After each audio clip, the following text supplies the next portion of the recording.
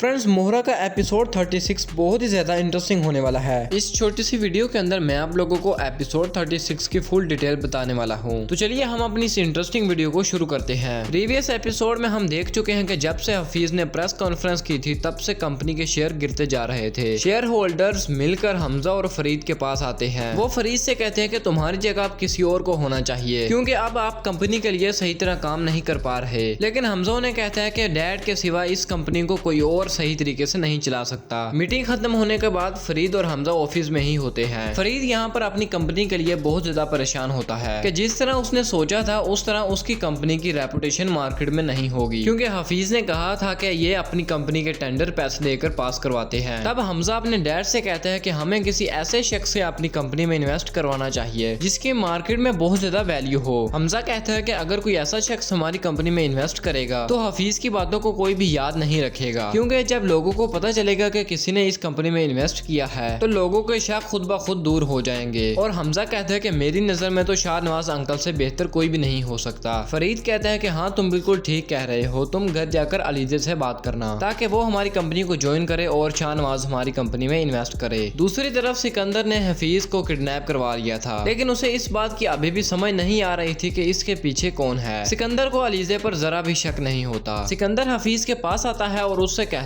ہے کہ میں نے تم سے جو کام کروایا اس کے میں نے تمہیں پیسے دیے تھے اور بدلے میں تم نے میرے ساتھ کیا کیا، تم نے پریس میں اپنا منہ کھول دیا۔ سکندر حفیظ سے پوچھتا ہے کہ بتاؤ اس کے پیچھے کون ہے۔ پہلے تو حفیظ کہتا ہے کہ میں نہیں جانتا، باس نے مجھے کہا تھا۔ سکندر حفیظ کے منہ پر تھپڑ مارتا ہے اور کہتا ہے کہ مجھے سچ سے بتاؤ اس کے پیچھے کون ہے۔ تب حفیظ کہتا ہے کہ مجھے لگتا ہے کہ اس کے پیچھے ایک لڑکی ہے، کیونکہ باس نے میرے ساتھ باتوں باتوں میں اس کا ذکر کیا تھا۔ سکندر اتنی بات سنتے ہی اپنی جگہ سے کھڑا ہو جاتا ہے اور سکندر کا سب سے پہلا شک علیزے پر جاتا ہے۔ سکندر سوچنے لگتا ہے کہ ضرور اس کے پیچھے علیزے ہی ہے، اور سکندر اس بات پر بھی حیران تھا کہ مجھے کس طرح پتہ نہیں چلا کہ یہ علیزے کی چال ہے، وہی ہے جو ہمیں برباد کرنے میں لگی ہے۔ تب سکندر بھی فارم ہاؤس سے گھر واپس آ جاتا ہے۔ حمزہ علیزے سے کہتا ہے کہ تم آفس جوائن کرو کیونکہ تمہارے آفس جوائن کرنے سے شاہ نواز انکل ہماری کمپنی میں انویسٹ کریں گے۔ علیزے کہتی ہے کہ میں آفس تو جوائن کر لوں، لیکن ایک پرابلم ہے کہ مجھے لگتا ہے کہ جس طرح مجھے وہاں سے فرید انکل اور سکندر نے نکالا تھا اب وہاں پر دوبارہ میری کوئی بھی عزت نہیں کرے گا، لیکن اب میں آپ کی بیوی ہوں تو آفس میں میرا ویلکم تو ہونا چاہیے۔ حمزہ کہتا ہے کہ ٹھیک ہے میں ڈیڈ سے بات کروں گا۔ حمزہ رات کو اپنے ڈیڈ اور سکندر کو بتانے آتا ہے کہ علیزے آفس جوائن کرنے کے لیے راضی ہو گئی ہے، لیکن اس کی ایک شرط بھی ہے۔ علیزے چاہتی ہے کہ آپ اور سکندر اس کا اسی پروٹوکول کے ساتھ ویلکم کریں جس طرح اسے ذلیل کر کے آفس سے نکالا گیا تھا۔ فرینڈز پہلے تو سکندر یہ بات ماننے کو تیار نہیں تھا۔ سکندر کہتا ہے کہ میں ہرگز ایسا نہیں کروں گا، لیکن فرینڈز فرید ایسا نہیں کر سکتا تھا۔ فرید کو اپنی کمپنی کے لیے انویسٹمنٹ چاہیے تھی، اس لیے وہ سکندر سے کہتا ہے کہ تمہیں ایسا کرنا ہی ہوگا، تم نہ نہیں بول سکتے۔ اس کے بعد ہمیں دیکھنے کو ملے گا علیزے جب باہر آتی ہے تو اسے سکندر مل جاتا ہے۔ سکندر علیزے سے کہتا ہے کہ تم بہت زیادہ چالاک ہو کہ پہلے تم نے حفیظ سے پریس کانفرنس کروا کر میرے خلاف بلوایا اور اب تم آفس جوائن کرنے لگی ہو۔ علیزے کہتی ہے کہ دیکھ لینا تم خود ہی ویلکم کرو گے۔ اس کے بعد فرینڈز ہمیں دیکھنے کو ملے گا کہ جب علیزے آفس جاتی ہے تو سبھی لوگ علیزے کا ویلکم کرتے ہیں اور ان میں سکندر بھی شامل ہوتا ہے۔ سکندر کو نہ چاہتے ہوئے بھی علیزے کا ویلکم کرنا پڑتا ہے۔ سبھی کے جانے کے بعد سکندر علیزے سے کہتا ہے کہ یہ بازی تو تم جیت گئی، لیکن اگلی بازی میں ہی جیتوں گا۔ تو فرینڈز یہی سب کچھ ہونے والا ہے ایپیسوڈ 36 میں۔ اگر آپ لوگوں نے چینل کو سبسکرائب نہیں کیا تو لازمی سے کر دیجیے گا۔